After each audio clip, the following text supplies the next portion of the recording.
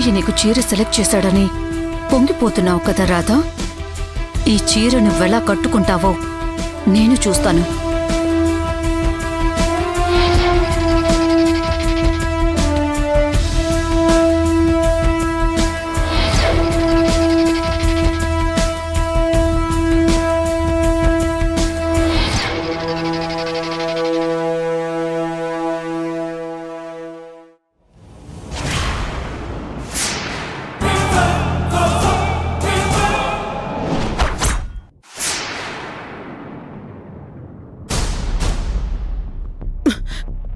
బుద్ధుందా నీకు?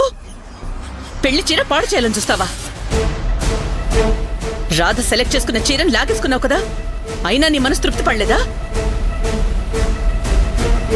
ఇంత కుళ్ళు మనసులో పెట్టుకుని పైకి మాత్రం ఈ పెళ్లి జరగడం నీకు ఇష్టమైనట్టు బిల్డపిస్తున్నావు. దేనికోసం ఇదంతా?